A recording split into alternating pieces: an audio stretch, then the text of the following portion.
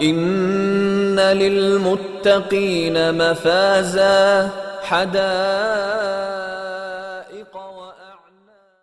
السلام علیکم ورحمۃ اللہ وبرکاتہ۔ اعوذ باللہ من الشیطان الرجیم، بسم اللہ الرحمن الرحیم۔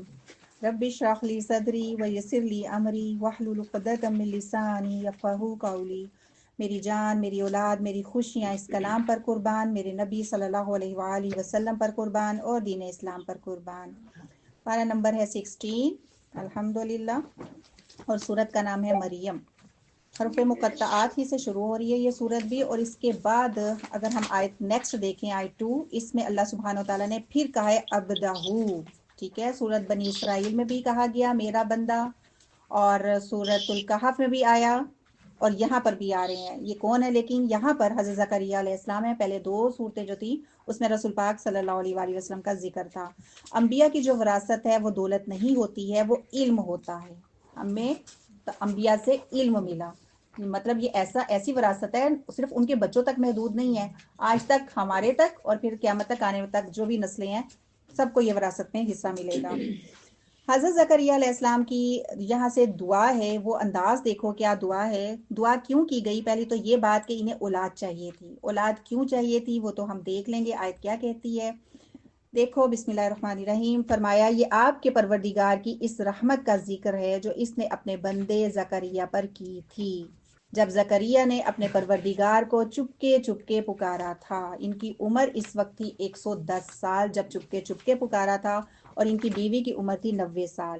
اب کیا کہہ رہی ہیں، دعا کیا کر رہی ہیں؟ اور کہا میرے پروردگار میری ہڈیاں بوسیدہ ہیں اور بڑھاپے کی وجہ سے سر کے بال سفید ہو گئے ہیں، اپنی کمزوریاں اللہ سبحانہ وتعالیٰ کو بتا رہے ہیں، ٹھیک ہے۔ تاہم اے میرے پروردگار میں تجھے پکار کر کبھی بھی محروم نہیں رہا، تو اپنی نیکی کا وسیلہ بھی مانگ رہے ہیں کہ میں کبھی بھی محروم نہیں ہوا، جب تجھ سے مانگا اللہ تو نے میری دعا کو سنا ہے۔ میں اپنے پیچھے اور اپنے بھائی بندوں سے ڈرتا ہوں، اور میری بیوی بھانج ہے، تو اس جانب سے مجھے ایک وارث عطا کر۔ تو کیوں چپکے دعا مانگ رہے تھے؟ انہیں اولاد چاہیے تھی۔ حضرت مریم جو تھی ان کو دیکھ کے یہ امپریس ہوئے تھے، اور اس کی وجہ سے انہوں نے بھی اولاد جو اللہ سبحانہ وتعالیٰ سے اس عمر میں مانگی، اور چپکے کیوں مانگی کہ لوگ کہیں گے لو عمر دیکھو اور اتنے بڑھاپے میں اس کو اولاد پڑی ہوئی ہے، اولاد مانگ رہے اتنے بڑھاپے میں، اس لیے خاموشی کے ساتھ۔ اور یہی ہمارے لیے میسج ہے، ٹھیک ہے، کہ دعاؤں کا طریقہ بھی ہمیں پتہ چلا کہ کس طرح سے ہمیں اللہ سے مانگنی ہے۔ اور دوسرا یہ کہ اپنے ویک پوائنٹس اللہ تعالیٰ کو انہوں نے بتائے۔ حضرت موسیٰ علیہ السلام کو انشاءاللہ ہم سورۃ طٰہٰ میں دیکھیں گے، وہ بھی اپنے ویک پوائنٹس بتا رہے ہیں۔ تو یہ بھی اللہ سبحانہ وتعالیٰ کے ایک پتہ چل رہا ہے کہ انداز اللہ کو یہ پسند ہے، تبھی اللہ سبحانہ وتعالیٰ ہمارے سامنے یہ انداز لے کر آ رہے ہیں۔ اولاد چاہیے کیوں تھی؟ اولاد کہہ رہے ہیں کہ میرے خاندان میں مجھے کوئی ایسا شخص نظر نہیں آ رہا جو دین کو لے کے آگے چل سکے، جو دین کا کام کر سکے، تو مجھے ایسی اولاد دے جو دین کا کام کر سکے، جو میرے اور آل یعقوب کا وارث بنے، اور اے میرے پروردگار اسے پسندیدہ انسان بنانا، یعنی تو اس سے راضی ہو جانا، وہ تیرے احکامات سے راضی ہو جائے، مجھے ایسی اولاد چاہیے۔ تو اللہ سبحانہ وتعالیٰ جواب دیتے ہیں حضرت زکریا کو کہ ہم تمہیں ایک لڑکی کی بشارت دیتے ہیں جس کا نام یحییٰ ہوگا، مطلب کیا؟ تادیر زندہ رہے گا۔ نام بھی اللہ سبحانہ وتعالیٰ نے بتا دیا، نام بھی خوبصورت بتا دیا، یونیک نیم جو اس سے پہلے کسی کا نہیں تھا۔ پھر پتہ کیا چل رہا ہے کہ ہمیں لگتا ہے اسباب ضروری ہیں، وہ ہمارے لیے اسباب ہیں، اللہ کے لیے اسباب ضروری نہیں ہے۔ ہم سمجھتے ہیں بادل آئے گا تو ہی بارش ہوگی، پیاس پانی ہی سے بجھے گی۔ یہاں دیکھ لو حضرت زکریا علیہ السلام کی عمر دیکھ لو، بیوی کی عمر دیکھ لو، 90 سال ہے، لیکن اللہ سبحانہ وتعالیٰ نے فوراً ہی ان کو بشارت دے دی۔ اس سے پہلے اللہ کہتے ہیں اس کا نام کسی دوسرے آدمی کا نہیں ہے، آپ کو ایسا ہم نے نام دیا۔ زکریا نے عرض کیا میرے پروردگار میرے ہاں لڑکا کیسے ہوگا جبکہ میری بیوی تو بانجھ ہے اور میں بڑھاپے کی حد کامل کو پہنچ چکا ہوں۔ اب دعا تو خود ہی کر رہے تھے نا کہ اللہ مجھے بیٹا دے دے، اب اللہ نے کہا کہ ہاں میں نے دے دیا، نام بھی میں بتا دیتا ہوں، تو اب کہہ رہے ہیں یہ کیسے ہوگا؟ تو اس کا مطلب یہ نہیں کہ ہو ہی نہیں سکتا۔ اب ہمیں بھی کوئی ایک کام ہو جائے جو ہم چاہ رہے ہو تو ہم کہتے ہیں وہ کیسے ہوا، ہے نا؟ تو وہ یہی کہ کیسے ہوگا، میری بیوی جو ہے وہ تو جوانی میں بھی بچہ پیدا نہیں کر سکتی تھی، تو اب تو اس کی عمر ہی 90 سال ہو گئی ہے، میری بیوی دوبارہ سے جو ہے جوان ہو جائے گی یا کس طرح، کیا سین ہوگا؟ یہ اللہ سبحانہ وتعالیٰ سے پوچھا۔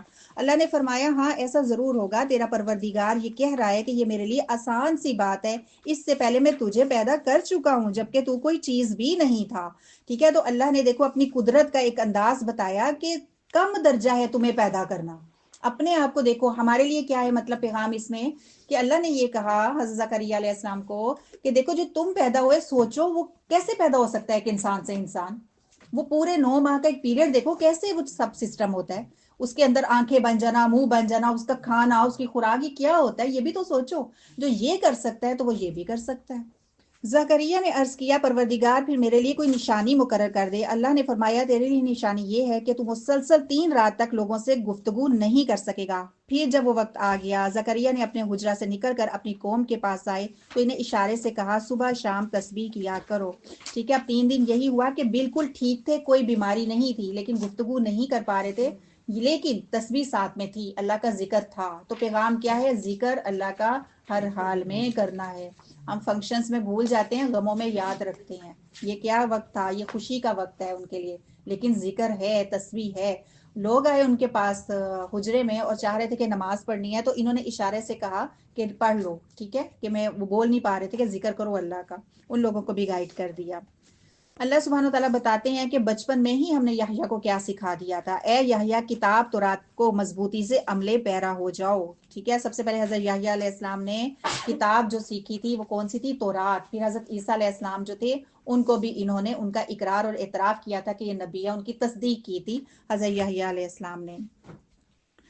ہم نے اسے بچپن میں ہی قوت فیصلہ عطا کر دیا تھا اور ہم نے اسے مہربانی سے نرم دل، پاک سیرت بنایا اور پرہیزگار تھے۔ یہ حضرت یحییٰ کی تعریف ہے، وہ نرم دل تھے، پاک سیرت تھے اور پرہیزگار تھے۔ وہ اپنے والدین سے ہمیشہ اچھا سلوک کرتے تھے اور کسی وقت بھی جابر اور نافرمان نہیں ہوئے تھے۔ حالانکہ بچہ تو لاڈلا تھا، اتنے بڑھاپے میں آ رہا ہے، لیکن پھر بھی دیکھو ان کی تربیت کیسی تھی۔ اس دن پر سلامتی ہو جس دن بھی وہ پیدا ہوئے۔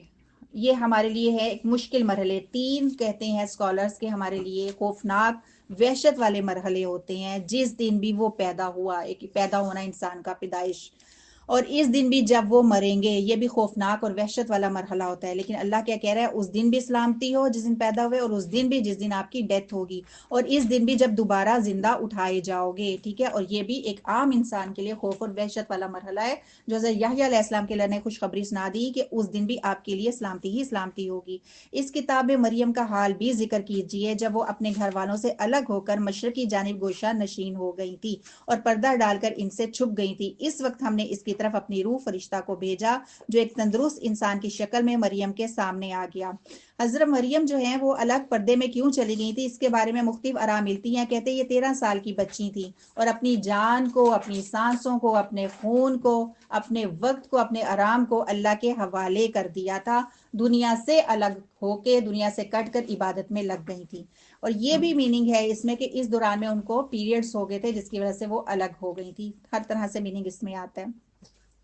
اس دوران اللہ بتا رہے ہیں کہ میں نے ایک فرشتہ بھیجا، یعنی حضرت جبریل آتے ہیں، لیکن وہ انسانی شکل میں آئے تھے حضرت مریم کے پاس۔ یہ یہودیوں کو بھی جواب دیا گیا جنہوں نے حضرت مریم علیہ السلام پر الزامات کی بوچھاڑ کر دی، ٹھیک ہے، اور انہیں نعوذ باللہ یہ کہا، نعوذ باللہ کہ منسوب کیا زنا کے ساتھ۔ تو اللہ یہاں پر بتا رہے ہیں دیکھو ان کی عفت، ان کی پاک دامنی، وہ کیسی پاک دامن تھی، یہ بتایا گیا۔ جب وہ آئے حضرت جبریل، وہ بولی اگر تمہیں کچھ اللہ کا خوف ہے تو میں تم سے اللہ کی پناہ مانگتی ہوں۔ یعنی وہ پریشان ہو گئی کہ یہ انسان اندر کیوں آ گیا، تو وہ اللہ کا واسطہ دے رہی ہے۔ اللہ کا واسطہ ہی کیوں جبریل علیہ السلام کو دیا گیا؟ اس کا مطلب یہ تھا کہ وہ خوبصورت شکل میں اور کوئی تقوی والا انسان ہی انہیں لگ رہے تھے، جو اللہ کی پناہ ان کو اللہ ہی کا واسطہ دے رہی تھی۔ وہ بولے میں تو تمہارے رب کا بھیجا ہوا ہوں اور اس لیے آئے ہوں کہ تمہیں ایک پاک سیرت لڑکا دوں۔ وہ بولی میرے ہاں لڑکا کیسا ہوگا جبکہ مجھے کسی انسان نے چھوا تک نہیں اور میں بدکار بھی نہیں ہوں۔ یہ بات یہودیوں کو ان کی باتوں کا، ان کے الزامات کا جواب ہے کہ انہوں نے دیکھو یہ کہا تھا کہ مجھے کسی انسان نے نہیں چھوا اور میں بدکار بھی نہیں ہوں۔ یہ علم ان کے پاس کہاں سے آیا کہ مرد نے مجھے نہیں چھوا؟ اس کا مطلب یہ وہ کتاب بہت زیادہ پڑھ رہی تھی۔ اب ہم یہ قرآن پڑھتی ہیں تو اس میں حیض والی آیات آتی ہیں نا، تو ہم کہتے ہیں نہیں جی بچوں کو پتہ نہ چلے، بچوں سنو بھی نہ یہ بات۔ ہم اللہ کے کلام کے بارے میں یہ بات کہتے ہیں کہ آپ سنو بھی نہ۔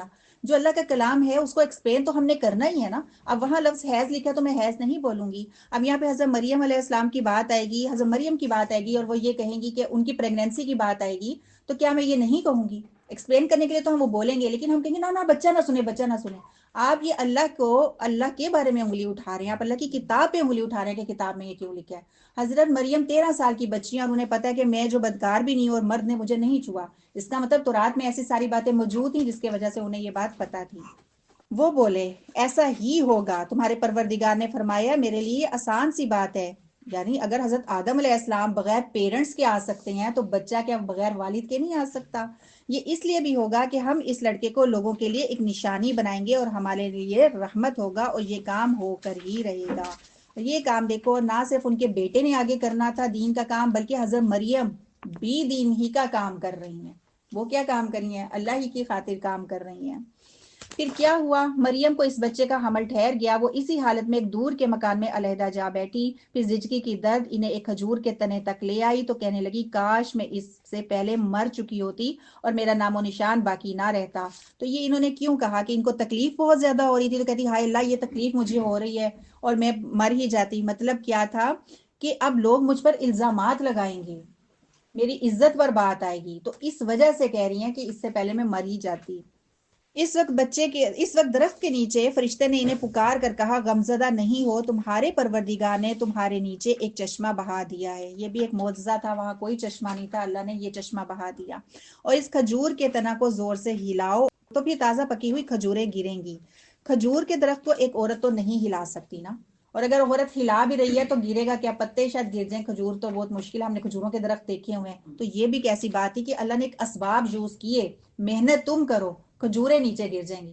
اور کھجور کہتے لگی بھی نہیں ہوئی تھی اس درخت پر، اللہ نے سبحانہ وتعالیٰ نے حضرت مریم کے لیے کھجوریں بھی دے دی، پانی کا چشمہ بھی بہا دیا۔ اور پین جب آ رہی ہوتی ہے نا تو پھر دل سب سے پہلے کیا چاہتا ہے؟ پانی پینے کو چاہتا ہے، کھجوریں کھانے کو نہیں چاہتا۔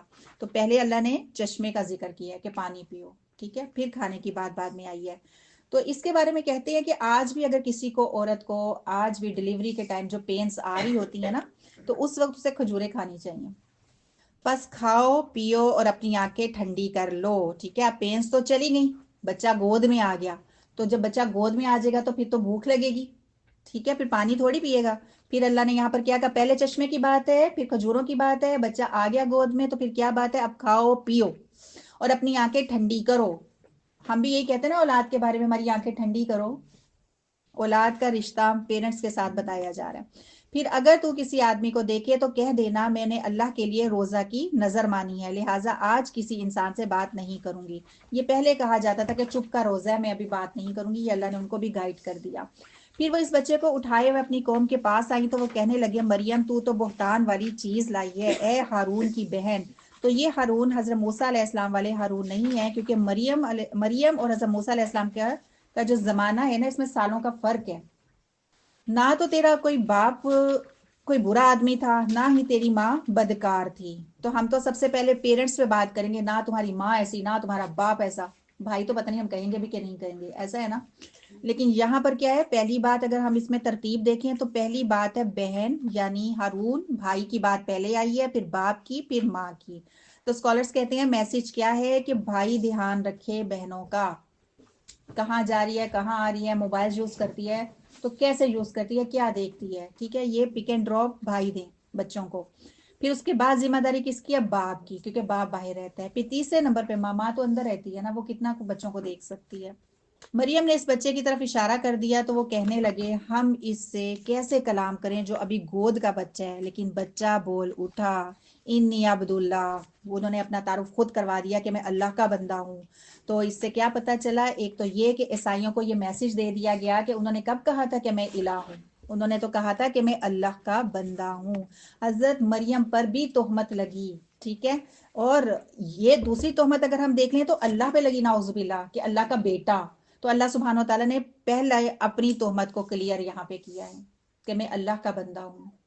اللہ تعالیٰ نے مجھے کتاب دی اور نبی بنایا، اور جہاں کہیں بھی میں رہوں اس نے مجھے بابرکت بنایا، یعنی خیر والا ہی بنایا۔ جب تک میں زندہ رہوں مجھے نماز اور زکوٰۃ کا حکم دیا گیا ہے۔ اور آپ دیکھ لو کہ عیسائی کیا پڑھ رہے ہوتے ہیں؟ نماز اور زکوٰۃ، اور ان کے نبی نے تو کہا تھا نماز اور زکوٰۃ پڑھانی ہے، کروانی ہے، نماز پڑھانی ہے، زکوٰۃ دینی ہے۔ حضرت عیسیٰ علیہ السلام بھی جب دوبارہ بھی آئیں گے تو وہ نماز ہی پڑھیں گے، ویسے ہی رسول پاک صلی اللہ علیہ وسلم کے امتی بن کر، اپنا ان کا کوئی انداز نہیں ہوگا۔ اور یہ بھی کہ اپنی والدہ سے بہتر سلوک کرتا رہوں۔ یہاں پہ جو بچے چھوٹے بیٹھے ہیں وہ دیکھ لو کہ اپنی والدہ سے کیسے سلوک کرنا ہوتا ہے۔ نیز اللہ نے مجھے جبار اور بدبخت بنایا۔ اللہ چاہتے تو یہاں پر یہ بات نہ بھی کرتے کہ میں والدہ سے بہتر سلوک کرنے والا ہوں۔ حضرت یحییٰ علیہ السلام نے بھی یہی کہا کہ میں اپنے والدین کے ساتھ اچھا سلوک کرنے والا ہوں۔ اب یہ دیکھو کہ اللہ کو کتنی ڈیمانڈ ہے اس چیز کی، کتنے ریکوائرڈ ہے اولاد سے یہ چیز کہ والدین کے ساتھ اچھا سلوک کیا جائے۔ مجھ پر سلامتی ہو جس دن میں پیدا ہوا اور اس دن بھی جب میں مروں گا اور اس دن بھی جب میں زندہ کر کے اٹھایا جاؤں گا۔ یہ ہے عیسیٰ ابن مریم کا قصہ، یہی سچی بات ہے جس میں وہ جھگڑا کر رہے ہیں۔ اللہ تعالیٰ کی شان یہ نہیں کہ کسی کو اپنا بیٹا بنا لے، وہ ایسی باتوں سے پاک ہے۔ جب بھی وہ کسی کام کا فیصلہ کرتے ہیں تو بس یہ کہہ دیتا ہے ہو جا تو وہ ہو جاتی ہے۔ تو اللہ نے یہ بتا دیا کہ بھئی حضرت عیسیٰ علیہ السلام اگر آئے ہیں تو وہ تو ہمارے ارادے سے آئے ہیں، تم لوگوں نے بات کا بتنگڑ ہی بنا دیا کہ یہ الہ ہے، اور کسی گروپ نے یہ کہہ دیا کہ وہ اللہ کے بیٹے ہیں۔ اللہ کا یہ ہمارے بیٹے ہونا یا ہماری اولاد ہونا یہ ہمارے لیے ایک اچھی بات ہے اور عزت کی بات ہے، ہر ایک چاہتا ہے ہماری اولاد ہو، لیکن اللہ کے لیے یہ عیب کی بات ہے۔ جیسے رسول پاک صلی اللہ علیہ وآلہ وسلم امی تھے، اسکول نہیں گئے تھے، لیکن ہم کسی کو ہم کہتے ہیں میں اپنے بچے کو امی رکھنا چاہتی ہوں تو یہ اچھی بات نہیں ہے، لیکن ان کے لیے نبی کے لیے شرف کی بات ہے کہ امی ہوتے ہوئے جبریل علیہ السلام آ رہے ہیں، ان کو وہ باتیں بتا دی گئیں جو علم والوں کو، وہاں کے دنیا کے علم والوں کو نہیں پتا تھی۔ ٹھیک ہے، تو ہم نے ایسے مقابلے نہیں کرنے ہیں۔ تو اللہ کہتے ہیں آپ ان لوگوں کو بھی بتا دیجئے کہ اللہ ہی میرا اور تمہارا پروردگار ہے۔ اہل مکہ کو بھی ذرا پتا چل جائے نا، لہٰذا اسی کی عبادت کرو، یہی سیدھی راہ ہے۔ مختلف گروہوں نے آپس میں اختلاف کر دیا، جیسے اختلاف کیا حضرت زکریا علیہ السلام کے بارے میں کہا جاتا ہے کہ ان کو قتل کر دیا، لیکن یہ بھی کہا جاتا ہے کہ ان کی یہ حضرت زکریا نہیں تھے حضرت، لیکن اس پہ چلو الزام تو لگا دیا نا، یہود نے الزام لگا دیا۔ حضرت زکریا علیہ السلام کے بارے میں آتا ہے کہ ان کو یہود نے نبی مانا بھی نہیں ہے، وہ کہتے ہیں یہ نبی نہیں تھے، اور جو عیسائی ہیں انہوں نے بھی نبی نہیں مانا، لیکن انہوں نے یہ کہا کوئی نیک بندہ تھا۔ تو یہ کیا ہوتا ہے اختلاف، پھر اپنے گروپ میں بھی ان کے اختلاف موجود ہیں، جیسے کسی نے کہا کہ الہ ہے حضرت عیسیٰ علیہ السلام، کسی نے کہا بیٹا، تو یہ کیا تھا، یہ اختلافات۔ بس ایسے کافروں کے لیے ہلاکت ہے جو بڑے دن کی حاضری کا انکار کر رہے ہیں۔ یہ کیسا دن ہوگا، اللہ سبحانہ وتعالیٰ فرماتے ہیں مشہد، کیسا دن ہوگا، یہ گواہیاں ہی گواہیاں ہوں گی، شہادتیں ہوں گی، انبیاء بھی ہوں گے، آپ کے اپنے پیرنٹس بھی ہوں گے نیک لوگ، اپنے بھانجے بتیجے بھی گواہ ہوں گے، حافظ قرآن بھی گواہ ہوں گے، ٹھیک ہے، ہمارے اپنے جسم کے پارٹس وہ بھی بولیں گے۔ یہ کیسی کیسی گواہیاں اس دن ہوں گی۔ جس دن وہ ہمارے پاس آئیں گے اس روز وہ خوب سن رہے ہوں گے اور خوب دیکھ رہے ہوں گے، کیونکہ ابھی تو ہمارے پاس آنکھیں اور کان ہیں، جو اللہ چاہتا ہے وہ نہیں دیکھتے، ہم اپنی مرضی کی چیزیں دیکھتے ہیں۔ اس دن سب حقیقتیں اللہ کہتے ہیں کھل جائیں گی، جو چھپی ہوئی حقیقتیں ہیں وہ بھی کھل جائیں گی، ان کے اپنے دماغ بھی سیٹ ہو گئے ہوں گے، آنکھیں بھی کھل چکی ہوں گی، کان بھی کھل چکے ہوں گے۔ لیکن یہ ظالم آج گمراہی میں پڑے ہیں، نیز انہیں پچھتاوے کے دن سے ڈرائیے جبکہ ہر کام کا فیصلہ کر دیا جائے گا، اور آج تو یہ لوگ غفلت میں پڑے ہیں اور ایمان نہیں لا رہے۔ تو قیامت کے دن کو کیا کہا گیا، یوم الحسراتی، ٹھیک ہے، یوم الحسرہ، حسرت کا دن۔ تو ایمان والوں کے لیے حسرت کا دن ایسے ہوگا کہ وہ اپنے ٹائم سوچیں گے اور کہیں گے ہائے اس ٹائم تو میں فارغ تھی، بھلا میں اللہ کا کوئی ذکر ہی کر لیتی، کچھ بات ہی سیکھ لیتی۔ وہ یہ اس طرح سے ان کے لیے یوم حسرت بن جائے گا، اور کافروں کے لیے تو یہ بن جائے گا کہ ہم ایمان کیوں نہیں لائے، جو ہم نے 14 پارے میں پڑھا تھا کہ کاش ہم مسلمان ہوتے۔ یہ کیا ہے، حسرت اور پچھتاوے ہیں، ایسی حسرت اور پچھتاوے اس دن کوئی کام نہیں آئیں گے۔ حضرت ابراہیم علیہ السلام کا اس کے بعد واقعہ اللہ سبحانہ وتعالیٰ ان کے بارے میں بتا رہے ہیں کہ وہ راست باز انسان اور ایک نبی تھے، یعنی سچے تھے۔ کیسے سچے تھے، وہ اپنے عقیدے میں سچے تھے، وہ اپنی زبان سے سچے تھے، اپنے عمل میں سچے تھے، قول میں سچے تھے۔ انہوں نے ایک خواب دیکھا اور اس خواب کو بھی سچ کر دکھایا تھا، آگ میں پھینکنے کا حکم دیا، آگ میں بھی کود پڑے تھے۔ وہ تو اتنا سچا انسان تھا، اللہ یہ کہہ رہے ہیں کہ کہیں بھی وہ پیچھے ہٹے نہیں تھے۔ جب انہوں نے اپنے باپ سے کہا ابا جان، ان کی گفتگو دیکھو، ابھی ہم کہہ رہے ہیں نا چھوٹے بچوں کو کہ چیک کرو پیرنٹس سے کیسے بات کرنی ہے، وہ کیا کہہ رہے ہیں، ابا جان آپ ایسی چیزوں کی عبادت کیوں کرتے ہیں جو نہ سنتی ہیں نہ دیکھتی ہیں نہ تمہارے کسی کام آ سکتی ہیں۔ تو اس سے پتہ کیا چل رہا ہے، ہم جس کی الحمدللہ عبادت کرتے ہیں وہ رب سنتا بھی ہے، وہ رب ہمیں دیکھتا بھی ہے، اور وہ نفع و نقصان کا مالک بھی ہے۔ ٹھیک ہے، پھر وہ کیا کہتے ہیں، یا اباتی، اے ابا جان، میرے پاس ایسا علم ہے جو آپ کے پاس نہیں آیا، لہٰذا میرے پیچھے چلیے، میں آپ کو سیدھی راہ دکھاؤں گا۔ اور آج بھی ہمیں انہیں چیک کرنا ہے جس کے پاس علم ہے، اپنی باتیں نہیں ان سے کرنی، اور جن کے پاس علم ہے، حق ہے، ان کو کیا کرنا ہے، ان کو فالو کرنا ہے۔ یہی بات حضرت ابراہیم علیہ السلام اپنے والد کو یہاں سمجھا رہے ہیں۔ پھر کہتے ہیں اپنے باپ سے، یا اباتی، اے میرے ابا جان، شیطان کی عبادت نہیں کیجیے، اللہ کا وہ نافرمان ہے۔ تو شیطان کی عبادت تو ان کے والد نہیں کر رہے تھے، وہ تو بتوں کو پوج رہے تھے، ٹھیک ہے، بظاہر بتوں کو پوج رہے تھے۔ آج بھی لوگ بتوں کو پوجتے ہیں، شیطان کی عبادت نہیں کرتے، لیکن مطلب کیا ہے، اطاعت تم شیطان ہی کی کر رہے ہو، چاہے بتوں کو پوج رہے ہو۔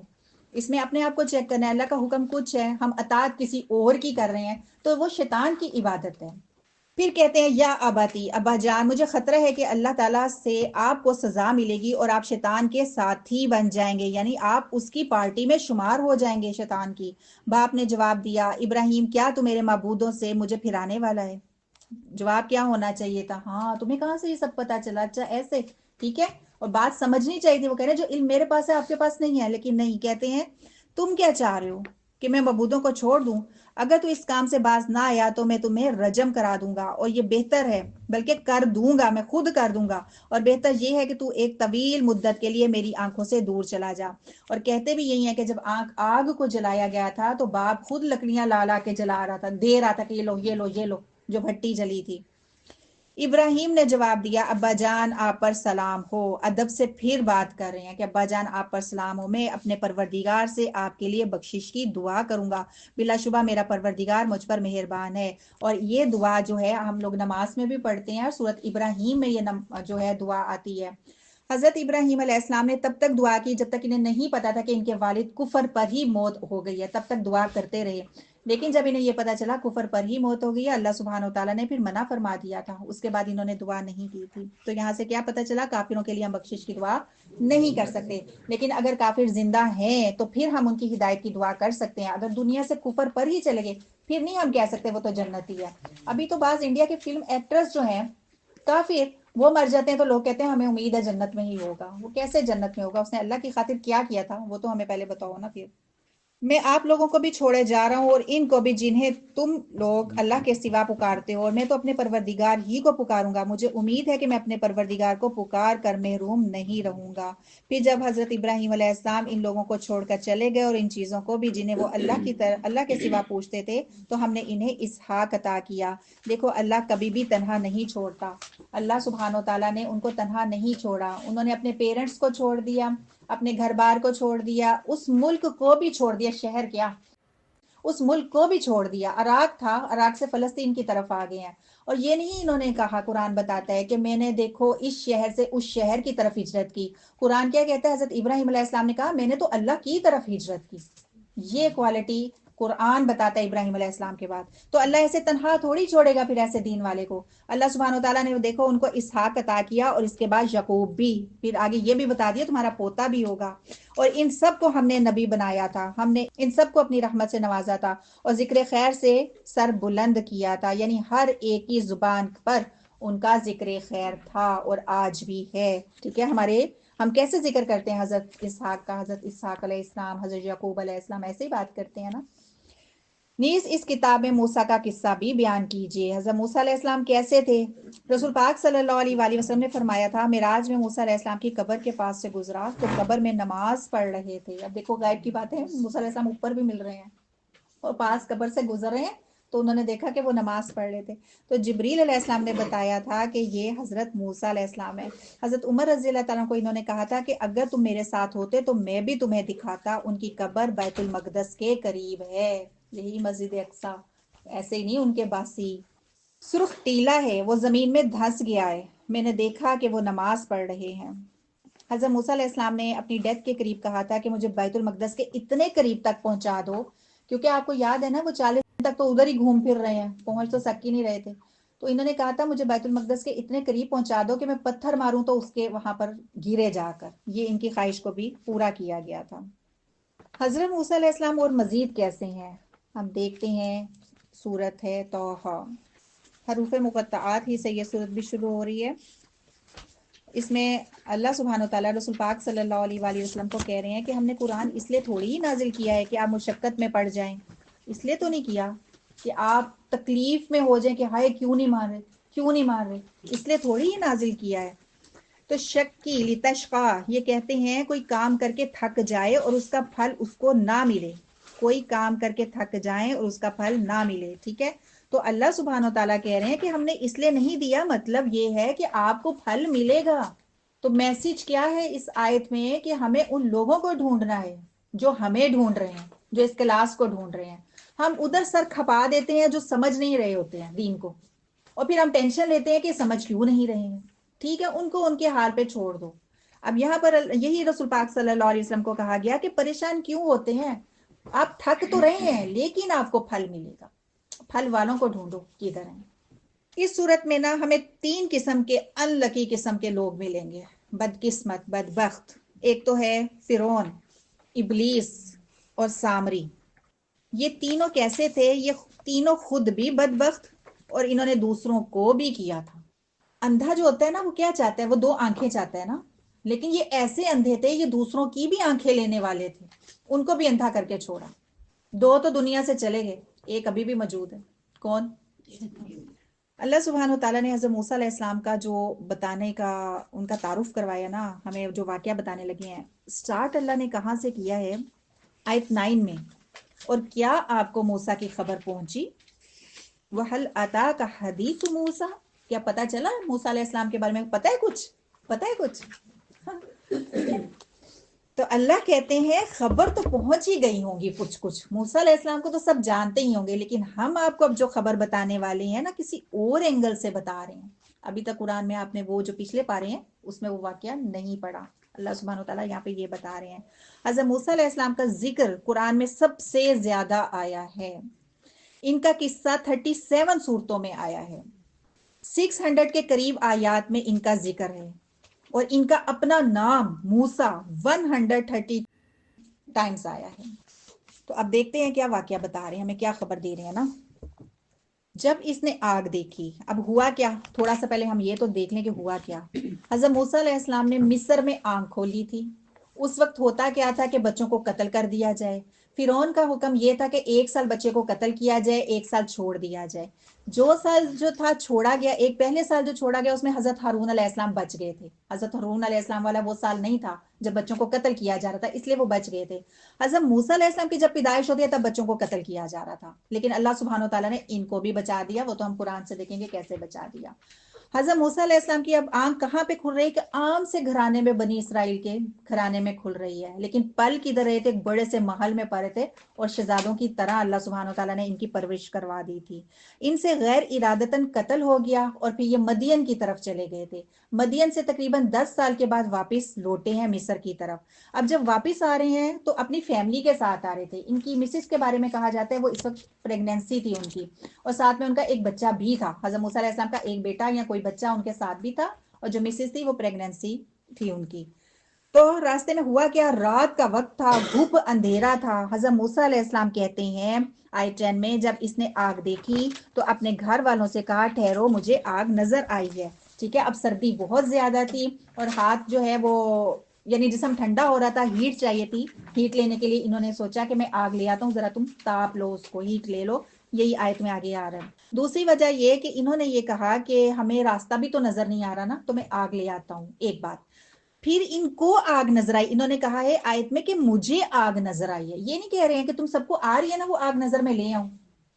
تو وہ آگ صرف انہی کو نظر آئی تھی، جس کے بارے میں کہتا ہے وہ آگ آگ تھی نہیں، وہ تو کچھ اور ہی تھا۔ ایک درخت تھا، وہ خوب روشن تھا جب یہ وہاں پر پہنچے ہیں، اور وہ جہاں جہاں وہ چیز تھی اور ہریالی ہو رہی تھی اس جگہ پر، وہ کچھ اور ہی تھا۔ اللہ سبحانہ و تعالیٰ کا خاص کچھ وہاں پہ جھلک تھی۔ تو کہتے ہیں شاید میں وہاں سے آپ کے لیے کوئی انگارہ لا سکوں، یا مجھے وہاں سے راستے کا پتہ چل جائے۔ راستہ کون سا چاہ رہے تھے؟ کہ ہمیں مصر کا راستہ پتہ چل جائے، لیکن اللہ سبحانہ و تعالیٰ نے کون سا راستہ ان کو دلوا دیا؟ اپنا راستہ۔ دنیا کا راستہ ایک پتہ کرنے گئے تھے، روڈ کدھر جا رہی ہے، اللہ نے کہا آ جاؤ پھر ہدایت کے راستے کی طرف۔ ٹھیک ہے، اللہ نے اپنے راستے کی طرف لے گئے۔ تو اس سے کیا پتہ چلتا ہے؟ بعض وقت ہماری چاہت کچھ ہوتی ہے اور ہمیں لگ رہا ہوتا ہے ہائے کیوں نہیں پتہ چل رہا، لیکن اس سے بہتر مل جاتا ہے۔ جب وہ وہاں پہنچے تو انہیں آواز آئی موسیٰ میں تمہارا رب ہوں۔ اس وقت وہ طوٰ کے مقدس میدان میں تھے۔ حضرت موسیٰ علیہ السلام ڈرے نہیں ہیں کہ یہ کیسے ہو سکتا ہے کہ یہ آواز ہے، اور وہ کہہ رہے ہیں کہ یعنی انہیں پورا یقین تھا، انہوں نے نہیں کہا یہ کیسی آواز ہے، اور جو یہ آواز کہہ بھی یہ رہی ہے کہ میں رب ہوں۔ ٹھیک ہے، رسول پاک صلی اللہ علیہ وآلہ وسلم پہ جب غار حرا میں حضرت جبریل آئے تھے، وہ بھی خوف زدہ ایسے نہیں ہو گئے تھے، اور انہوں نے انکار نہیں کر دیا تھا کہ تم فرشتہ نہیں ہو سکتے۔ تو کہتے ہیں کہ اللہ جو ہے نا ان کا ایک ایک جو نبی کا رونگٹا ہوتا ہے نا اس میں یقین دلوا دیتا ہے کہ یہ کہہ رہا ہے فرشتہ تو یہ فرشتہ ہی ہے۔ ان کے بھی ایک ایک جو خون اور ایک ایک جو جسم کا بال، ایک ایک جو اعضاء تھا، اس سب کو پتا تھا کہ یہ رب ہی کی آواز ہے، اتنا یقین تھا۔ اللہ نے سب سے پہلے یہاں پر ان کو یہ کہا، ایک تو بتایا کہ وادی جو ہے بڑی مقدس ہے، کیونکہ اس وادی میں اللہ کی بھی تو آواز تھی نا، اور پھر ایک نبی بھی تھے۔ ٹھیک ہے، ایک تو یہ ریزن بھی ہو گیا نا۔ دوسرا کہہ کے رہے ہیں لہٰذا جوتے اتار لو۔ जूते क्यों उतार लो, नमाज तो नहीं पढ़नी थी ना, लेकिन आजजी सिखाई थी। पैगाम हमारे लिए ये आजजी का, अल्लाह से बात हो रही थी, जूते उतार लो, ठीक है। इतने उलुल अज़म पैगंबर, अल्लाह सुब्हानो तआला ने उन्हें ठंडे पत्थर पर खड़ा कर दिया, एक जंगल में खड़ा कर दिया नंगे पांव। और हज़रत मूसा अलैहिस्सलाम ने भी उतार दिए, उन्होंने कहा ही नहीं कि क्यों उतारूं, सर्दी बहुत ज्यादा है, पहले ही मैं आग लेने आया था, अब ये भी कह रहे हैं मैं जूते उतार दूं। और मैंने तुम्हें चुन लिया। तो अल्लाह से दुआ है अल्लाह सुब्हानो तआला अपने दीन के लिए हमें, हमारी औलादों, औलादों की औलादों, उनकी नस्लों को चुन ले।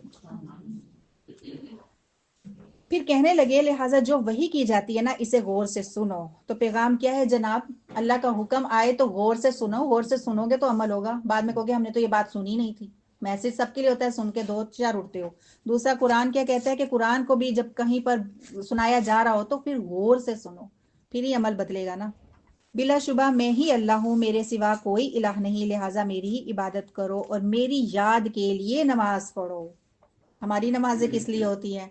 चूल्हा बंद करना है कि चूल्हा जलाना है, उसके बाद बर्तन धोने, उसके बाद कपड़े प्रेस, उसके बाद ये काम तो उसके वो काम। तो अल्लाह कह रहे हैं नमाज क्यों पढ़नी है? लिजिक्री, इसलिए पढ़नी है मेरी याद के लिए। तस्बीह के दाने गिरा देना ये अल्लाह का जिक्र नहीं है। हाँ ठीक है, ना होने से बेहतर हम करते हैं। हम ये नहीं कहते कि गिराओ ही नहीं, पढ़ लो जो पढ़ रहे हो, लेकिन जिक्र तो असल में दिल में होता है। जो जबान पे है वो दिल में भी तो हो ना। नजर कहीं है, दिमाग कहीं है और हाथ चल रहे हैं, तो ये तो वो जिक्र नहीं है ना जो अल्लाह तकाजा करता है। स्कॉलर्स के मुताबिक ये जो आयत है 14, हजरत जो थे उमर रजी अल्लाह ताला अन्हो, उन्होंने यही सूरत सुनी थी, उन्होंने इस्लाम कबूल किया था, सूरत तौहा को। करने क्या जा रहे थे? नबी का कत्ल करने जा रहे थे ना। और रास्ते में शख्स मिला के उन्होंने कहा जाओ तुम्हारी तो बहन ने इस्लाम कबूल कर लिया, उसको तो पहले जाके चेक करो। जब वो बाहर गए, देखा सुना क्या अंदर से आवाजें आ रही हैं, तो यही इसी सूरत की तलावत हो रही थी। उन्होंने अपनी बहन को मारा और फिर कहा कि लाओ। जब देखा बहन खून से भर गई है तो उनका दिल जरा नरम हो गया बहन को इस हालत में देख के। फिर कहने लगे अच्छा लाओ क्या पढ़ रही हो ना। उसने कहा नहीं ऐसे तो नहीं, पहले जाओ साफ हो, गुसल करो। हजरत उमर रज़ी अल्लाह तआला अन्हु ऐसे साफ होके गुसल करके आते हैं, बावुज़ू होते हैं। तो उन्होंने फिर यही सूरत जो खुद पढ़ी थी, हज़रत उमर रज़ी अल्लाह तआला के बारे में आता है वो खुद पढ़ लेते थे। अरब के सब लोग खुद पढ़ना नहीं जानते थे। जब वो इसी आयत पे पहुंचे थे ना, आयत 14 पर, तो उस वक्त उन्होंने कदम बढ़ा लिए थे, वो मान गए थे। तो हमें भी चेक करना है कि हमारे कदम उठते हैं कि नहीं इस आयत तक पहुंचकर। इबादत की यहाँ पर तकाजा किया जा रहा है। तो इबादत क्या है? नमाज 5 वक्त की पढ़ लेना, बस ये है इबादत। हमारा उठना बैठना, हमारा जागना, हमारी गुफ्तगू कैसी है, ये गुफ्तगू में भी रब को खुश करना है, लोगों को खुश नहीं करना। वो तो मुनाफिकीन की बात आई है कि बड़ी शुगर कोटेड बातें करते हैं, पढ़ चुके हो ना। तो हमने क्या है, हमारी गुफ्तगू कैसी हो जो हमारे जहन में हो कि ये अल्लाह को पसंद आ रही होगी, ऐसी बात करने के अंदाज और स्टाइल पे मैं बात नहीं कर रही हूँ। गुफ्तगू भी तो देखें ना हम क्या करें, ये भी तो बात है ना, ठीक है। और दिल नरम करने वाली बात हो, जिससे भी बात करें उसका दिल नरम कर जाए। इधर उधर की बातें, फैशन ट्रेंड्स, ये करके उठ गए तो क्या सीखा तो क्या सिखाया। कहते हैं अल्लाह क़यामत यकीनन आने वाली है, मैं इसे जाहिर ही करने वाला हूँ ताकि हर शख्स अपनी कोशिश का बदला पाए। लिहाजा जो शख्स क़यामत पर ईमान नहीं लाता वो अपनी ख्वाहिश के पीछे लगा है। अब देख लो, अगर हम अपनी ख्वाहिशात के पीछे लगे हैं तो इसका मतलब क्या है? आयत में पीछे क्या लिखा हुआ है कि क़यामत पर आप ईमान नहीं ला रहे हो और वो तुम्हें क़यामत के जिक्र से रोक ना दे, वरना तुम हलाक हो जाओगे। ए मूसा तुम्हारे दाएं हाथ में क्या है? ठीक है, मूसा अलैहिस्सलाम ने जवाब दिया अल्लाह को पता था कि क्या है। तो फिर अल्लाह ने क्यों पूछा हज़रत मूसा अलैहिस्सलाम से तुम्हारे दाएं हाथ में क्या है? ताकि कंफर्म हो जाए हज़रत मूसा अलैहिस्सलाम को कि मेरे हाथ में लाठी और असा ही है, क्योंकि उसने अजदहा बनना था ना। तो हज़रत मूसा अलैहिस्सलाम बाद में कंफ्यूज ना हो जाते कि पता नहीं मैं कुछ और चीज अंधेरे में पकड़ के जंगल में ले आया था। तो पूरा कंफर्म करवाया, तवज्जो दिलाई कि पहले बताओ तुम्हारे हाथ में क्या है। ठीक है, अब हज़रत मूसा अलैहिस्सलाम कह रहे हैं कि मेरी लाठी है, यानी उन्हें कंफर्म हो गया, देख रहे हैं वो कि हाँ ये तो मेरी लाठी है, मैंने असा पकड़ा हुआ है। फिर कहते हैं मैं इस पर टेक लगाता हूँ। हालांकि हज़रत अल्लाह ने आगे कुछ नहीं पूछा, बस पूछा था क्या है, जवाब कितना था, लाठी, बस। लेकिन हज़रत मूसा अलैहिस्सलाम ने लज्जत महसूस की अल्लाह से बात करके। हम आप भी कोई शख्स हो जिसे हम पसंद करते हैं, हमारा दिल चाह रहा था हम उनसे मजीद बातें करें, फिर हम कहते हैं बड़ा मजा आया हमने उनसे बात की है ना, ऐसे ही होता है ना। तो ये तो रब से बात थी ना, तो इसलिए उन्होंने और बात को और तोल दी कि मैं एक बात करूं अगली बात। और जो लाठी क्या कुछ करती थी वो भी बताने लगे कि लाठी ये भी करती है। इस पर टेक लगाता हूँ और अपनी बकरियों के लिए पत्ते भी झाड़ता हूँ। मेरे लिए इसमें और भी अल्लाह बहुत सारे फायदे हैं। अल्लाह से और सारी ज्यादा सही बातें करने के लिए कहा। अल्लाह ने फरमाया मूसा इसे जमीन पर डाल दो। हज़रत मूसा अलैहिस्सलाम ने कहा नहीं कि मैं नहीं डालूंगा, नहीं। फिर جب موسیٰ نے اسے زمین پر پھینکا تو یکدم وہ سانپ بن گیا. ٹھیک ہے، تو میسج کیا ہے؟ اللہ سبحانہ وتعالیٰ نے پیغام پہلے کیا دیا تھا؟ نماز. دوسرا میسج کیا ہے؟ اطاعت. بس ڈال دو. حضرت موسیٰ علیہ السلام نے ڈال دیا. اللہ نے فرمایا اسے پکڑو اور ڈرو نہیں، ہم جلدی اسے اس کی پہلی حالت میں لے آئیں گے. ٹھیک ہے، تو انہوں نے یہ بھی نہیں کہا کہ اللہ اب تو مجھے ڈر لگ رہا ہے میں نہیں پکڑوں گا، وہ تو اژدہا بنا ہوا ہے. اس کا مطلب انہوں نے پکڑ لیا. اور ذرا اپنا ہاتھ اپنے بغل میں دباؤ، یہ بغیر کسی تکلیف کے چمکتا ہوا نکلے گا. یہ دوسری نشانی ہے. یہ اس لیے کہ ہم تمہیں اپنی بڑی بڑی نشانیاں دکھانے والے ہیں. اب تم فرعون کے پاس جاؤ کیونکہ وہ سرکش ہو گیا ہے. حضرت موسیٰ علیہ السلام کے پاس اور بھی بہت سارے معجزات، جن میں سے 9 معجزات تو بہت بڑے بڑے اسکالرز بتاتے ہیں. یہاں پر فی الحال حضرت موسیٰ علیہ السلام کو 2 نشانیاں دی گئی ہیں. ہم قرآن میں پڑھ رہے ہیں کہ جو نبی ہوتے ہیں وہ بشیر بھی ہوتے ہیں اور نذیر بھی ہوتے ہیں. ٹھیک ہے، تو یہاں پر بتا دیا گیا خوشخبری دینے والے اور ڈرانے والے. عصا ڈرانے والا تھا اور یہ جو روشن کر رہا تھا پورا ہاتھ، یہ خوشخبری دینے والا تھا. فرعون ہی اس کی وجہ سے تو حضرت موسیٰ علیہ السلام مدین گئے تھے. اور جب مدین گئے تھے راستہ تو بہت طویل تھا، اور کہتے انہیں تو پتا بھی نہیں تھا میں نے جانا کدھر ہے، بس جائے جا رہے تھے اور اللہ نے ہی بتایا کہ اس طرف کو نکل گئے، قدم اٹھ رہے تھے اس سائڈ پر، اللہ نے گائیڈ کر دیا. ان کے بارے میں آتا ہے کہ رستے میں ان کو کھانے کو کچھ نہیں ملا، بھوک بھی لگی تھی، پتے بھی انہوں نے کھائے تھے. اور میں کہہ رہی تھی، میں نے کہا یہ فلسطین والے ماشاءاللہ ان کو دیکھو، ساری سنتیں پوری کر دی انہوں نے، پتے بھی کھا لیے. کہنا آسان نہیں ہوتا. ہم صبح کا کھانا کھائیں شام تک برا حال ہوتا ہے. بھی روزوں میں دیکھ لو اتنا اتنا صبح بھی کھاتے ہیں شام میں بھی کھاتے ہیں. اب کس قدر بھوک ہوگی، پیٹ ہے ساتھ میں، ایک اللہ نے سسٹم دیا ہوا ہے، اور وہ پتے کھا رہے تھے. حضرت موسیٰ علیہ السلام کی سنت کو دیکھو پورا کیا جا رہا تھا وہاں پر.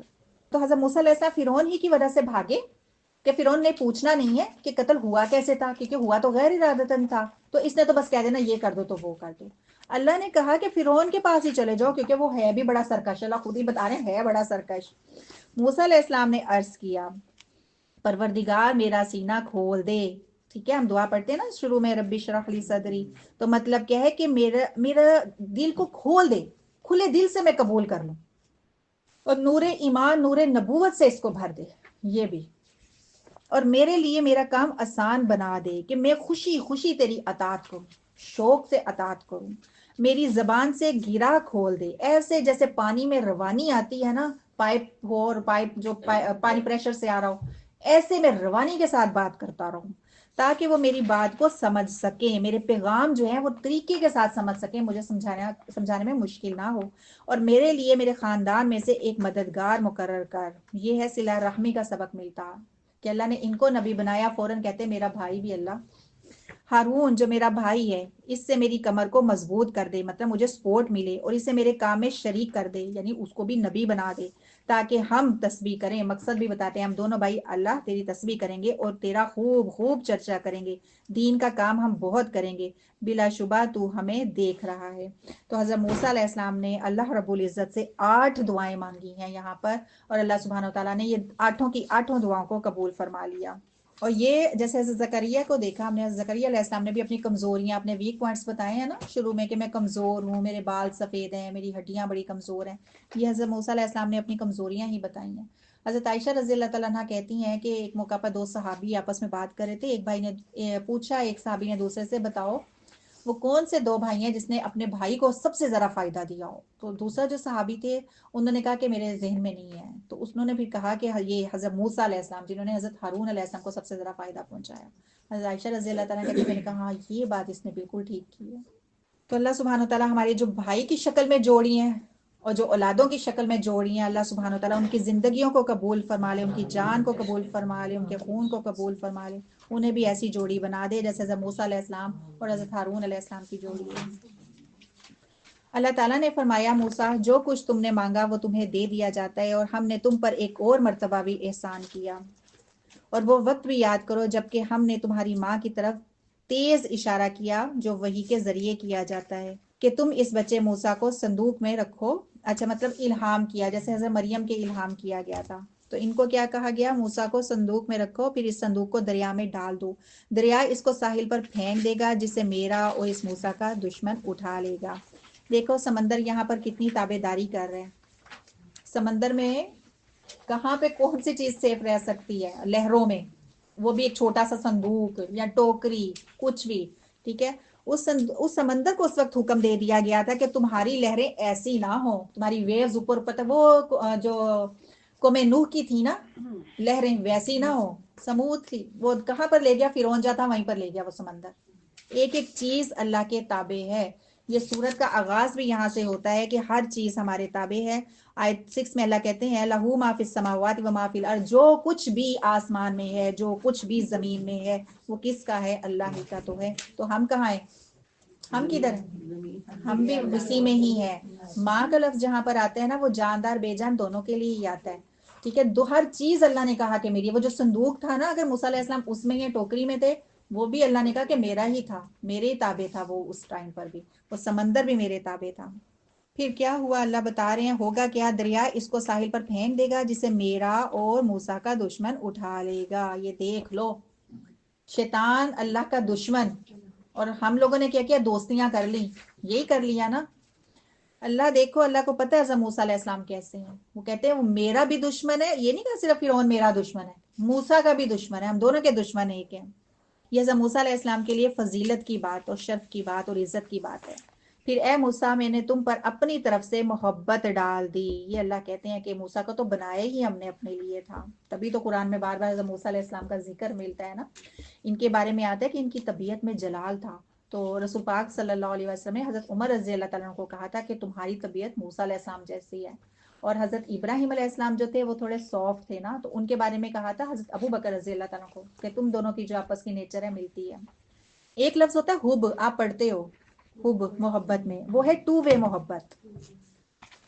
ٹھیک ہے، تو یہاں پر جو لفظ آیا محبہ یا محبہ، یہ ہے ون وے. اللہ یہاں پہ کہہ رہے ہیں کہ محبت ہم نے سپرے کر دی ہے، ایسی محبت ڈال دی ہے، ایسی ون وے محبت ہے کہ جو بھی دیکھے گا اس کو پیار آ جائے گا. ایک چھوٹا سا بچہ تو نہیں نا ہر ایک سے محبت کر سکتا، ننا منا سا، لیکن جو ان کو دیکھے گا انہیں پیار آ جائے گا، کیونکہ چھوٹا سا بچہ تو روئے گا بھی. اور جب یہ دودھ نہیں پی رہے تھے تو روئی تو رہے تھے. اب یہ تو روئیں گے تو فرعون کو غصہ نہیں آئے گا، اسے یہ بھی اچھا لگے گا انداز کہ روتا کتنا پیار ہے. اور یہ اس لیے کیا کہ میری نگرانی میں تمہاری پرورش ہو. پھر جب تمہاری بہن ساتھ ساتھ چل رہی تھی، یہ والدہ نے ساتھ ساتھ بھیج دیا کہ جاؤ دیکھو، سمندر میں بہا تو دیا، اب بنتا کیا ہے؟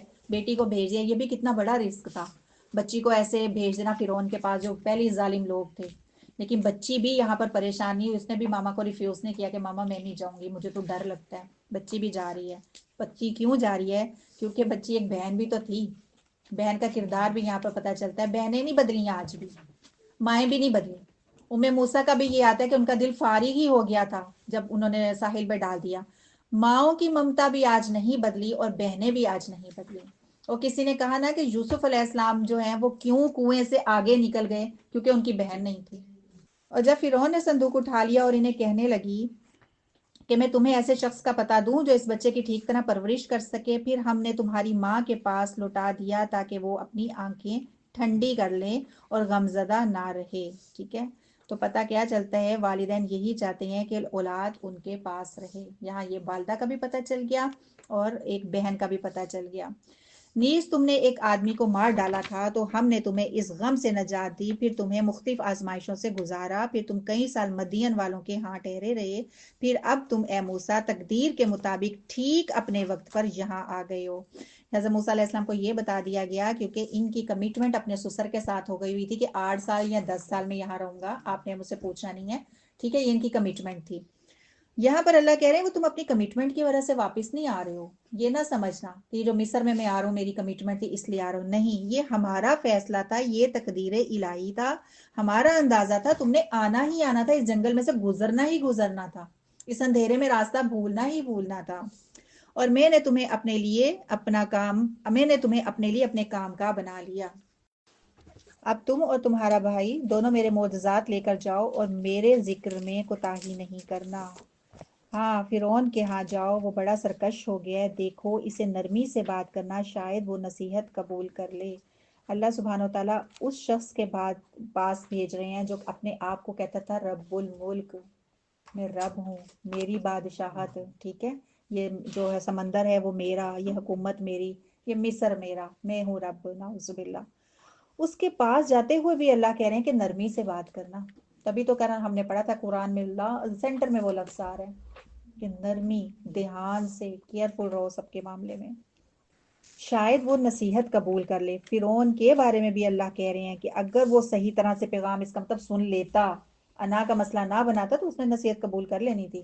شاید کہ وہ نصیحت قبول کر لے یا اللہ سے ڈر جائے۔ تو ہم کہتے ہیں ہائے ہمیں ڈر لگتا ہے، ہمیں اندھیرے سے ڈر لگتا ہے، ہمیں کاکروچ سے ڈر لگتا ہے، ہمیں چھپکلی سے ڈر لگتا ہے، ہمیں چوہے سے ڈر لگتا ہے، سب چیزوں سے ڈر لگتا ہے نا، لیکن ہمیں عذاب قبر سے ڈر نہیں لگتا، ہمیں جہنم سے ڈر نہیں لگتا، قبر کی ہولناکیوں سے ڈر نہیں لگتا، اللہ کی نافرمانی کریں گے تو ہوگا کیا، اس چیز سے ہمیں ڈر نہیں لگتا۔ تو پہلوانی کیا ہے؟ پہلوانی کیا ہے؟ پہلوانی تو یہ تھی کہ اللہ سے ڈر کے پھر نافرمانیاں ہم نہ کرتے، پہلوانی تو یہ تھی۔ ان چیزوں سے ڈر جانا برا نہیں ہے، کیونکہ حضرت موسیٰ علیہ السلام بھی تو ڈر گئے تھے نا اژدہا کو دیکھ کے، تو ڈر جانا برا نہیں ہے، لیکن ان چیزوں کو ہم نے اپنے اوپر سوار کر لیا۔ جہاں ڈرنا تھا یہ تو بیلنس پہ رہے نا، یہاں ڈر کوئی خوف نہیں ہے۔ ان دونوں نے عرض کیا، دونوں بھائی کہہ رہے ہیں، اے رب ہم اس بات سے ڈرتے ہیں کہ وہ ہم پر زیادتی کرے یا مزید سرکشی کرے گا۔ کیوں انہوں نے کہا؟ کیونکہ انہوں نے جا کے جب اللہ کا پیغام دینا تھا تو انہوں نے تو کہنا تھا وہی تم تو قاتل ہو، بھاگ گئے تھے، پکڑے گئے، ٹھیک ہے، تم بات تو ہماری سنے گا ہی نہیں، پیغام ہی نہیں سنے گا، وہ آرڈر نکال دے کہ ان کو قتل کر دو، تو پھر اللہ نے فرمایا ڈرو مت، ہم تمہارے ساتھ ہیں، سب کچھ سن رہا ہوں اور دیکھ رہا ہوں، لہٰذا اس کے پاس جاؤ، اسے کہنا ہم تیرے رب کے رسول ہیں، لہٰذا بنی اسرائیل کو ہمارے ساتھ جانے کے لیے چھوڑ دے اور انہیں تکلیف نہ دے، ہم تیرے پاس تیرے پروردگار کی نشانی لے کر آئے ہیں۔ ٹھیک ہے، ان کے فرعون کے پاس جا کے بتانا کیا ہے کہ رب ہے، کس کے رسول ہے؟ رب کے رسول ہیں۔ فرعون کو دعوت دینے والے نا 5 پوائنٹس ہیں کہ ان کی دعوت کیا تھی دونوں بھائیوں کی۔ ہم تمہارے رب کے رسول ہیں، جو آیت میں ہی آ رہا ہے، اسی میں 2 میسیجز ہیں، ایک تو توحید کا کہ اصل میں رب کون ہے، اور دوسرا رسالت کا کہ ہم رسول ہیں۔ 2 پیغام تو یہ ہو گئے، ٹھیک ہے، کہ اب میں ایسی وہ موسیٰ نہیں آ گیا جو تمہارے محل میں رہا تھا شہزادہ، نہیں، اب تو میں رسول ہوں۔ تیسرا کیا ہے؟ بنی اسرائیل پر ظلم کرنا چھوڑ دو، غلامی سے آزاد کرو، ہمارے ساتھ بھیج دو، آیت میں آ رہا ہے۔ توحید اور رسالت پر ایمان لاؤ، چوتھا پوائنٹ، توحید اور رسالت پر ایمان لاؤ گے تو دنیا میں امن و سلامتی اور آخرت میں بھی امن و سلامتی کے ساتھ رہو گے۔ اور نمبر 5 کیا ہے کہ دعوت سے منہ پھیرا تو پھر عذاب ہے۔ یہی پیغام ہے، ہم تیرے پاس تیرے پروردگار کی نشانی لے کر آئے ہیں، اور جو شخص ہدایت کی پیروی کرے گا اس کے لیے سلامتی ہے۔ یہ دیکھ لیں، ان کا انداز یہ نہیں کہا کہ تم نہیں مانو گے تو تمہیں عذاب آ جائے گا، نہیں، کیا کہتے ہیں کہ جو بھی نہیں مانے گا، جو بھی نہیں مانے گا اس کے لیے یقیناً عذاب ہے۔ ٹھیک ہے، ہماری طرف یہ وحی کی گئی ہے کہ جو شخص اسے جھٹلائے گا اور منہ پھیرے گا اس کے لیے یقیناً عذاب ہے۔ فرعون نے جواب دیا، موسیٰ تمہارا پروردگار کون ہے؟ موسیٰ علیہ السلام نے کہا، ہمارا پروردگار وہ جس نے ہر چیز کو اس کی صورت خاص عطا کی، پھر اس کی رہنمائی بھی کی، جیسے ایک شہد کی مکھی بنا دی تو اس کو بھی پتا ہے کہ میں نے کہاں جا کے چوسنا ہے اور کہاں میرا چھتا ہے، اپنے گھر واپس آ جاتی ہے۔ ہر ایک کو اللہ نے گائیڈ کر دیا۔ ایک دیکھو چھوٹا سا بچہ بھی کلاس میں موجود ہے، اس کو بھی پتا ہے کہ میں نے کہاں سے دودھ پینا ہے، یہ کس نے سکھایا؟ یہ اللہ نے سکھا دیا۔ جانوروں کو اگر ہم دیکھ لیں، جانوروں کو بھی پتا ہے کہ ہم نے کدھر منہ مارنا ہے۔ فرعون نے کہا، تو پھر جو نسلیں گزر چکی ہیں وہ کس حال میں ہیں؟ موسیٰ علیہ السلام نے جواب دیا، ان کا علم میرے پروردگار کے پاس ایک کتاب میں ہے۔ ٹھیک ہے، یہ اس نے مذاق اڑایا کہ اچھا تم پھر وہ بتاؤ جو پہلے ہمارے بڑے بوڑھے چلے گئے۔ اسکالرز کہتے ہیں یہ ایک سیاسی بیان تھا اس کا، کہ اگر حضرت موسیٰ علیہ السلام کہیں گے سارے جہنم میں ہیں تو جن کے بیٹھے ہوئے تھے اولادیں تو وہ تو پکڑ لیتی نا موسیٰ علیہ السلام کو، تو اس نے بات گھمائی، اچھا بتاؤ جو ہمارے بڑے ہیں وہ کدھر گئے سارے؟ لیکن موسیٰ علیہ السلام نے کیا کہا، ان کا علم میرے اللہ کے پاس ہے۔ اور آپ کو یاد ہوگا کل ہم نے پڑھا تھا کہ علم نہیں ہے تو صاف صاف کہہ دو کہ بھئی ہمیں نہیں پتا، تو یہ غائب کی بات ہے۔ حضرت موسیٰ علیہ السلام نے فوراً اللہ سے منسوب کی ہے کہ وہ ایک کتاب لوہے محفوظ میں لکھا ہوا ہے، اللہ کو پتا ہے، مجھے تو نہیں اس بات کا پتا۔ تو یہ کہنے سے انسان چھوٹا نہیں ہو جاتا۔ میرا رب نہ تو کہہ رہے ہیں کہ نہ وہ کوئی خطا کرتا ہے نہ بھولتا ہے، وہی جس نے تمہارے لیے زمین کو فرش بچھایا اور اس میں تمہارے چلنے کا راستے بنائے اور اوپر سے پانی بھی برسایا، پھر اس بارش سے مختلف قسم کی پیداوار نکالی، کھاؤ، اپنے جانوروں کو بھی چراؤ۔ یہ سب کچھ کس کے لیے ہے؟ اہل عقل کے لیے۔ عقل والے اس نشانیوں سے سیکھیں گے، یہاں یہ بتا دیا گیا۔ اسی زمین سے ہم نے تمہیں پیدا کیا، اللہ سبحانہ وتعالیٰ اب کہہ رہے ہیں اسی زمین سے ہم نے تمہیں پیدا کیا۔ تو رسول پاک صلی اللہ علیہ وآلہ وسلم ایک میت کو دفناتے ہوئے پہلا جب انہوں نے مٹی ڈالی تو یہی کہا تھا، اسی زمین سے ہم نے تمہیں پیدا کیا، آیت کا یہی پارٹ پڑا تھا۔ پھر دوسری دفعہ جب مٹی ڈالی تو پھر کہا اور اسی میں تم واپس لے جائے جاؤ گے، ٹھیک ہے، اور اسی سے تم دوبارہ نکالے جاؤ گے۔ تیسری دفعہ جب مٹی ڈالی تو پھر یہ کہا تھا۔ غرض ہم نے فرعون کو اپنی نشانیاں دکھائی مگر وہ انہیں جھٹلاتا رہا اور کوئی بات تسلیم نہ کی۔ موسیٰ سے کہنے لگا، کیا تو ہمارے پاس اس لیے آیا ہے کہ اپنے جادو کے زور سے ہمیں ہمارے ملک سے نکال دے؟ پیچھے حضرت موسیٰ علیہ السلام کیا کہہ رہے تھے، اور میں آپ کو ان کے نکات بھی بتا رہی ہوں کہ وہ بنی اسرائیل کو سال لے جانے کے لیے آئے ہوئے ہیں، ٹھیک ہے، کہ بہت تم نے غلامی میں انہوں نے ٹائم گزارا اور اتنا تم نے ظلم کیا ان پر، میرے ساتھ بھیج دو۔ لیکن یہاں پر کیا الزام لگا رہے کہ تم اپنے جادو کے زور پر ہمیں ہمارے ملک سے نکالنا چاہتے ہو۔ سو ہم بھی اس قسم کا جادو لائیں گے، یعنی تم نے تو بڑے ٹاپ کا سیکھا ہوا ہے، تو ہم بھی ایسے ٹاپ والے انسانوں کو ڈھونڈ لیں گے۔ لہٰذا اپنے اور ہمارے درمیان مقابلے کے لیے ایک وقت مقرر کر لے جس کی خلاف ورزی نہ تم کرو نہ ہم کریں، اور اسی جگہ پہنچنا دونوں کے لیے یکساں ہو۔ مطلب یہ تھا کہ جہاں تمہارے لیے بھی مسئلہ نہ ہو پہنچنا، ہمارے لیے بھی مسئلہ نہ ہو، ایک کمٹمنٹ کر لیتے ہیں لیکن اس ٹائم تم نے وہاں پر اس جگہ پر پہنچ جانا ہے۔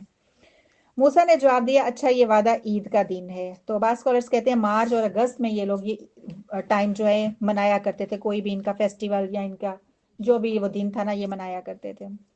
تو حضرت موسیٰ علیہ السلام نے یہ دن بھی جو اس کو ایک سجیشن دے دی ہے، تو اس دن ان کو پتا ہوگا کہ یہاں گیدرنگ اس دن بہت ہوگی، تو یہ چاہتے میں اس دن اپنا جو ہے نا وہ دکھا دوں۔ لیکن حضرت موسیٰ علیہ السلام نے پہلے نہیں کہا کہ تم ایسے کرو، ایسے کوئی گیدرنگ سی ہو اور وہاں پر ہم کریں۔ اللہ سبحانہ و تعالیٰ نے اپنے دین کا کام یا جادوگروں کو جو ہدایت کا ذریعہ بنانا تھا نا، جس کو وہ فرعون ہی تھا، فرعون کو نہیں پتا، وہ خود کہہ رہے کہ ہم ایک دن مقرر کرتے ہیں اور وہاں پر یہ تم اپنا تماشا دکھانا اس کی زبان میں اور ہم اپنا تماشا دکھائیں گے۔ تو اللہ سبحانہ و تعالیٰ نے فرعون سے اپنے دین کا کام لیا کہ جادوگروں کا جو ہدایت ملنی تھی فرعون ہی ذریعہ بن گیا۔ چاشت کے وقت سب لوگ جمع ہوئے، پھر فرعون لوٹ گیا اور اپنے سارے ہتھ کنڈے جمع کیے، سارے جادوگروں کو بھی بلا لیا، ٹھیک ہے، اپنی تخریب کاریاں بھی اور اپنے درباری بھی، اور مقابلے پر آ گیا۔ اس وقت موسیٰ علیہ السلام نے لوگوں سے کہا، تم پر افسوس، اللہ کے ذمہ جھوٹی باتیں نہ لگاؤ ورنہ وہ عذاب تمہیں غارت کر دے گا، کیونکہ جس نے بھی جھوٹ گڑا ناکام ہی رہا۔ پھر اس معاملے میں آل فرعون آپس میں جھگڑنے لگے اور خفیہ مشورے کرنے لگے۔ آخر کچھ لوگوں نے کہا، یہ دونوں جادوگر ہیں اور چاہتے ہیں کہ جادو کے زور سے تمہیں اور تمہارے ملک سے نکال دیں اور تمہاری مثالی طریقے زندگی کو ختم کر دیں، لہٰذا اپنی سب تدبیریں اکٹھی کرو اور متحد ہو کر مقابلہ کرو، سمجھ لو آج جو غالب رہا وہ جیت گیا۔ تو جو حق ہے نا، حق وہ ہر انسان کو پتا چل جاتا ہے اور پھر وہ انسان دل میں ڈرا ہوتا ہے۔ فرعون کو خوف تھا، فرعون کو بھی اس حق کا خوف تھا۔ اب وہ جادوگروں کو کیوں اکٹھا کر رہا تھا؟ وہ یہ سمجھتا تھا کہ ہم جادو میں جیت گئے تو حکومت ہماری ہے، یہ جیت گئے تو حکومت ان کی ہے، تو اس لیے اس نے اکٹھا کیا۔ جادوگروں نے بھی آ کے کہہ دیا، فکر نہیں کرنا، ہم غالب آئیں گے۔ دوسرا یہ یہاں پر یہ کہہ رہے ہیں کہ مثالی قسم کی زندگی ہماری ختم کرنا چاہتا ہے۔ تو ان کی مثالی زندگی کیا تھی؟ بچوں کو تو یہ قتل کروا رہے تھے لیکن اپنوں کو تو نہیں نا قتل کروا رہے تھے۔ دوسری ان کی مثالی زندگی کیا تھی کہ ان کی عورتوں والی جو زندگی ہے نا، جو خواتین والی آزادی تھی، وہ ختم ہو جانی تھی ان کی۔ اب یہ بنی اسرائیل کی عورتوں کو کیوں چھوڑ رہے تھے؟ اپنی موج مستیوں کے لیے نا، تو وہ عیاشیاں تو ان کی ختم ہو جانی تھی۔ اس چیز کو یہ سمجھیں یہ ہماری شان و شوکت ہے، تو کہہ رہے ہیں ہماری شان و شوکت وہ ختم کروا دے گا۔ کہنے لگے، موسیٰ تم ڈالتے ہو یا پہلے ہم ڈالیں؟ یہ جادوگروں نے آ کے کہا، اور اسکالرز کہتے ہیں جادوگروں نے حضرت موسیٰ علیہ السلام کو وہ جانتے تھے کہ یہ جادو نہیں کر رہے، ان کے نالج میں یہ بات تھی، کیونکہ جادوگر کو بھی پتا ہے کہ جادو کیا چیز ہوتی ہے اور حق کیا چیز ہوتی ہے۔ ان کے بارے میں آتا ہے کہ یہ آنا بھی نہیں چاہ رہے تھے جادو کرنے کے لیے۔ جب انہیں وہاں پر یہ پتا چلا نا حضرت موسیٰ علیہ السلام ایسا انہوں نے کوئی معجزہ دکھایا ہے، تو یہ اسی وقت سمجھ گئے تھے اور انہوں نے آنے سے ریفیوز کیا تھا، لیکن فرعون کا ڈر تھا، اس وجہ سے آئے، زبردستی ان کو لائے تھے۔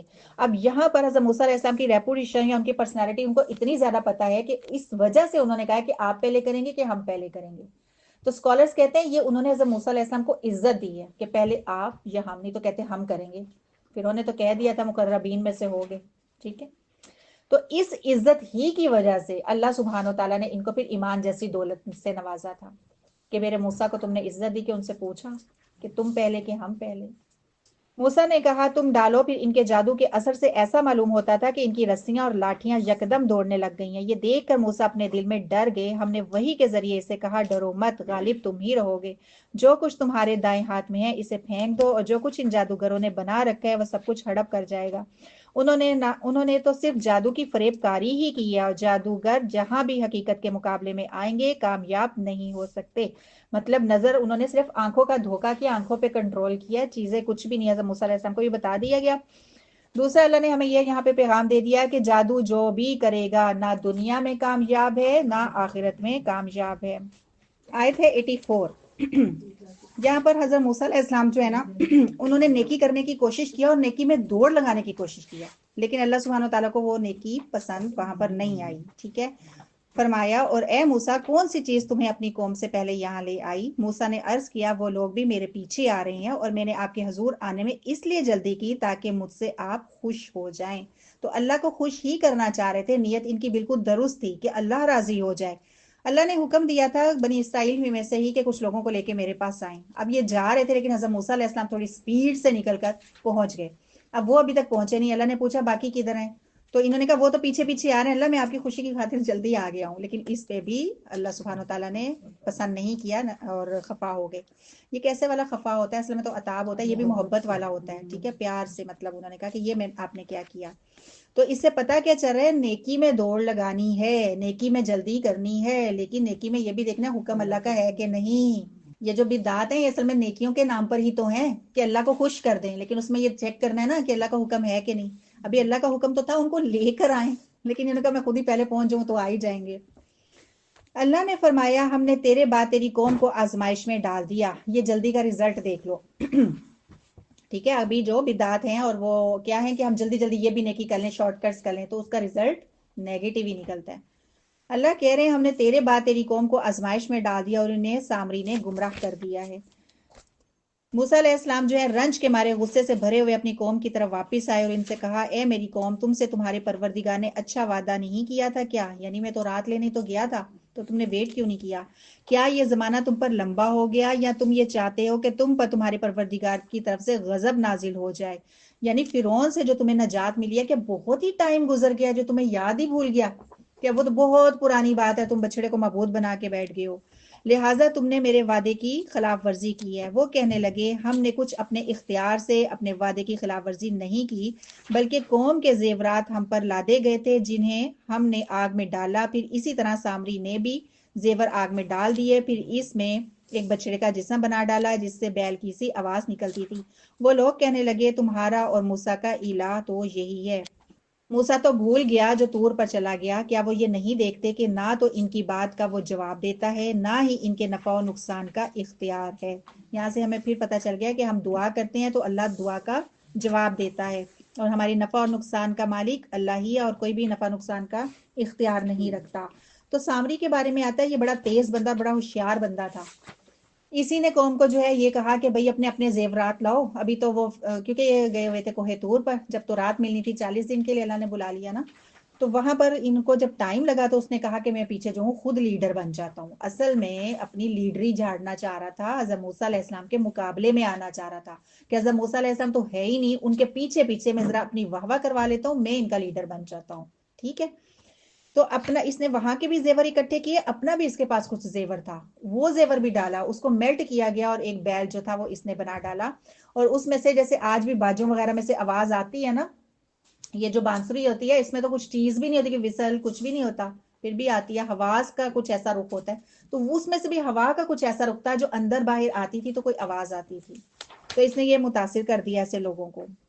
اس سے پہلے ہارون انہیں یہ کہہ چکے تھے کہ اے میری قوم اس بچڑے کے جسم سے تمہاری آزمائش کی جا رہی ہے، یہ بھی ان کی کتابوں کا رد ہے جنہوں نے کہا ہارون علیہ السلام نے کروایا تھا۔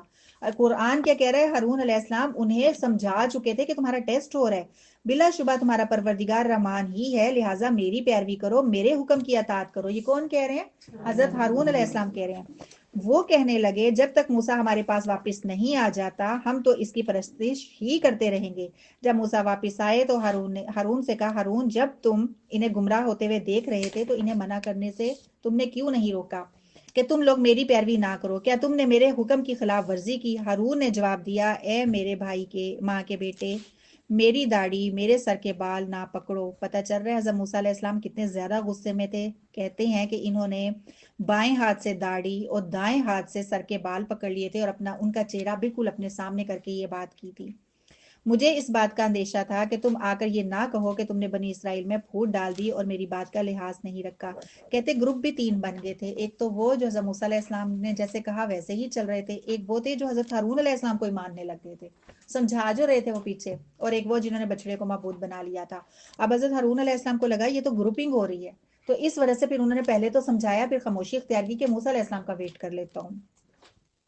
پھر موسیٰ علیہ السلام جو ہے وہ سامری کی طرف متوجہ ہوئے اور کہا بتاؤ سامری تمہارا کیا معاملہ ہے؟ سامری نے کہا میں نے وہ چیز دیکھی جو دوسروں کو نظر نہیں آئی۔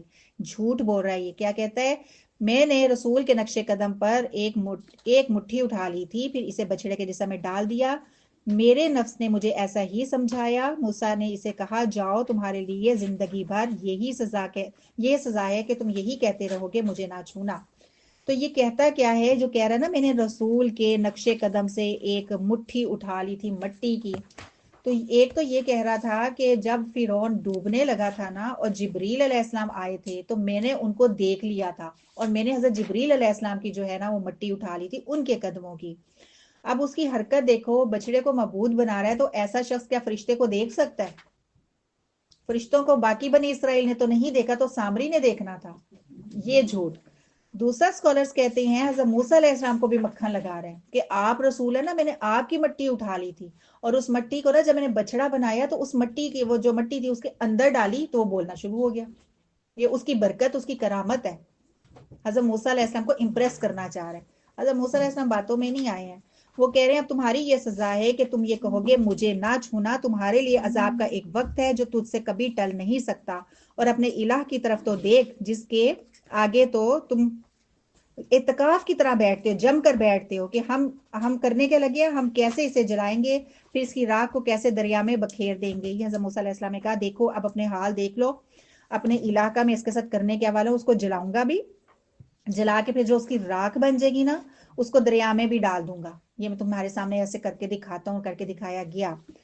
اب اس میں کیا آپ لوگوں نے دیکھنا ہے؟ اس میں ایک تو ہم نے یہ دیکھنا ہے کہ حضرت ہارون علیہ السلام جو ہیں وہ حضرت موسیٰ علیہ السلام سے بڑے ہیں، لیکن اس وقت انہوں نے کتنی حکمت کا مظاہرہ کیا۔